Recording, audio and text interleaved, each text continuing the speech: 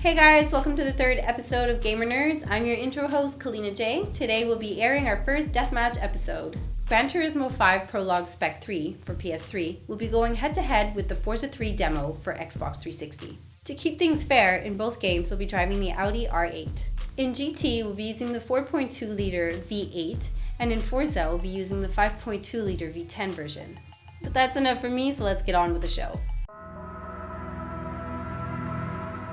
Alright guys, so let's get to the first round of our Deathmatch episode today, mainly being the audiovisual portions of Gran Turismo 5 Prologue and Forza 3. The focus of today's episode is the automobile, so let's talk about the car we're driving, which is the very lovely and beautiful Audi R8.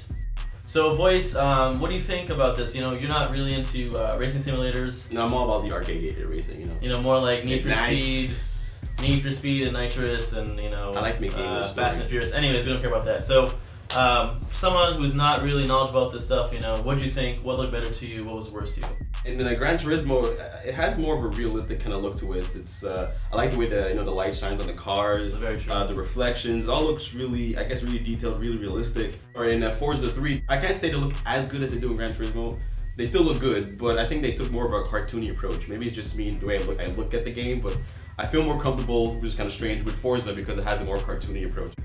So he was saying that the cars in Gran Turismo 5 do look more realistic, and that's true. For you nerd heads out there, and all of our audiences, that GT5 renders at a much higher resolution than Forza 3. Okay. Doesn't necessarily translate to better gameplay, but you do have much more realism on the cars. I prefer the more realistic looks, so me personally, the car itself looks better in Gran Turismo 5.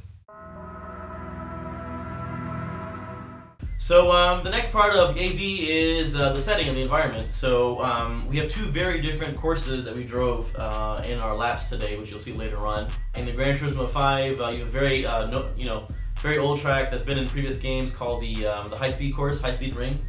So I can tell him anything, he'll believe me because he doesn't know what I'm talking about. But it's a high-speed ring, and then in Forza 3, you have the Valencia track in Spain. Very beautiful. And if I understand correctly, you thought that looked much better. Yeah, I mean, I'm not saying that the Forza game looked better in terms of environments. I mean, Gran Turismo has, again, like I said, sharper visuals. It's really clean. But then, you know, the environments looked a little bland. It kind of seemed empty. I felt like I was just racing in the middle of nowhere. Whereas in Forza, you know, when you're racing, I stopped and looked at the environments, which was probably a bad idea because I crashed a lot. But I stopped looking at the environments. A lot of time to take in the sights. I actually kind of on the fence between both games. The track in Forza 3, you know, it's one track only, is more dense visually, and it's more detailed in color, but we didn't really look at any of the other Gran Turismo tracks. This is kind of the balance game we got to play today because they are demos and previews, so I like both tracks. The detail was there. The Valencia track had some more, density to it, but I wouldn't say it's necessarily better. Yeah, but, you know, Gran Turismo, I mean, like I said, I don't really follow this game at all. But from what I played in Gran Turismo 2 and all that stuff, it looks better graphically, but I don't think it has improved or changed much from the way it used to be. It kind of feels like the same game with just high def graphics. Well, he's only played one track, so let's ignore his commentary. This is the audio portion between Gran Turismo 5 and Forza 3. If you're a car enthusiast like I am, a car's exhaust note is very appealing, not to some people apparently. Alright, so if you guys are nerds like us, then this part you definitely want listening to. If you're not a nerd, I would maybe tune out right now. Nope.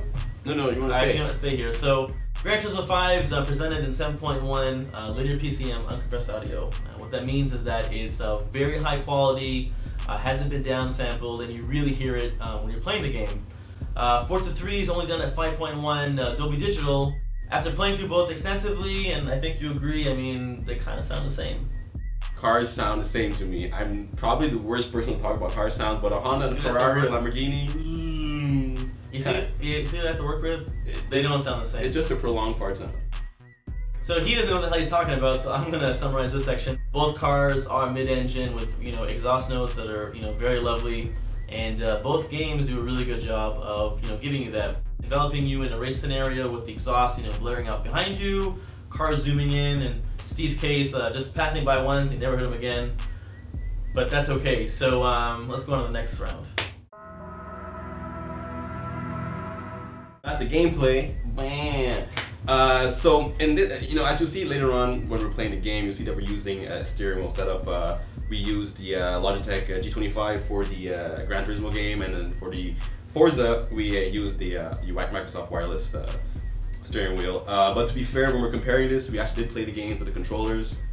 I preferred Forza, mostly because it feels a little bit less like a simulation game and has a little bit of, I guess, an arcade feel to it. So the control, I felt more at home.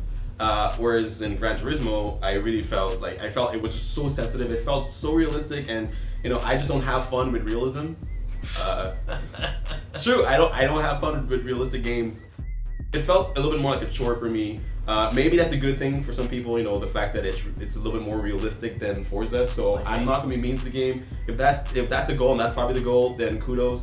But for me personally, I would just prefer a game like Forza because it's less mean to me. So that's actually one thing you want to point out about Forza 3, and I'm glad you did, that it is much more accessible to beginners. Voice's experience with racing games is Fast and Furious, whereas me, I'm much more into this hardcore sim. So you can really play with the difficulty settings in Forza, like literally every level.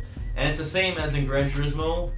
When Voice played with the wheel, he had all of the safety settings on, and it was still chaos. I like the simulation, so for me, it's pretty much the same thing. Let's now get to the really meaty portion where we have actual live footage of Voice, myself, and Kalina driving in Gran Turismo 5 Prologue with the Audi R8, Forza 3 with the Audi R8, in-game footage on the wheel, tune in, grab some popcorn, fasten your seatbelts. I'm not embarrassed. Because you're going for a ride. I'm just not embarrassed. Kalina comes in that turn. Look at that. Losing control, doing her, it's pirouette thing here. Well, look at that recovery. Look at that. Aside from that bump at the end, with the wheel and the physics engine, it's quite unforgiving in Gran Turismo. That was very impressive, so hats off to Kalina. I would give it to her. These are 3D modeling that drift. Drift. Very nice, Kalina. I'm actually going to be trying to win the race here, or at least not crash as much as he did. Because you can drive all smooth and take the turns and brake and do all the boring stuff that you do when you drive in real life. Yeah, the cars here, and overtaking. And braking and doing it all smoothly and all fun, this is so much fun. I know, it is fun racing in a track with other cars. I had turned on all the driver aids, made this as easy as possible, and much to my dismay, quote unquote, he still managed to fail spectacularly. What happened next, I don't know what you're thinking. And bam! I know you didn't like that wall very much, so you took it out. I'm not a fan of the wall. So now he has a lovely view of the fence here. The track's the other way. This is a nice drift. It's just that you kept going, and then you spun out. It's kind of like gambling. You know where to end. And then you reversed into one wall. And look, you can't see him because he's hiding behind that thing. And there he is. Surprise, surprise, there's other cars on the track. She wanted to kind of give the She went into the wall at the beginning. Whatever. She wanted to give the computer a chance. Her voice is like, you know what? I'm gonna give them a head start.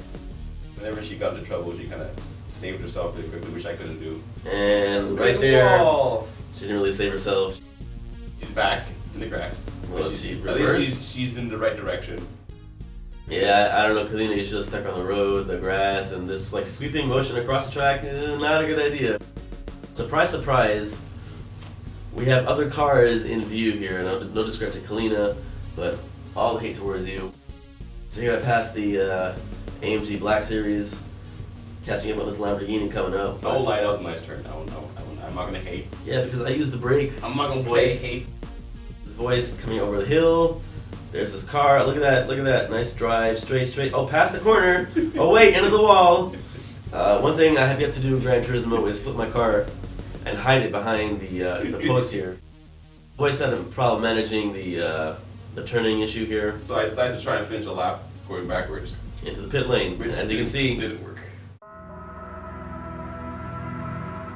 Both games do what they set out to do really well. You have the car selection, you have the visuals, you have the audio, so I know this is contradictory to everything we said today, but I can't really choose a winner. If you have both systems, buy both games. What's your winner voice? Which game? Okay, which game would I go out and buy? I really have no idea. I would go out and buy Need for Speed. No. He can't do that, right? He can do that? Midnight Club. Thug gangsters walking around saying stuff like, You know why? Because it's funny and it's a story. So there you have it. Gamer Nerd is giving you that fantastic advice, having a deathmatch episode set up. Me choosing both games or both entrants as winners. Voice choosing no games as winners. Man, we really screwed up today, didn't we? I think we did. Thank you for watching. We hope you enjoyed this deathmatch episode. Please feel free to leave your comments, your feedback, and please subscribe. We'll see you next time on Gamer Nerds.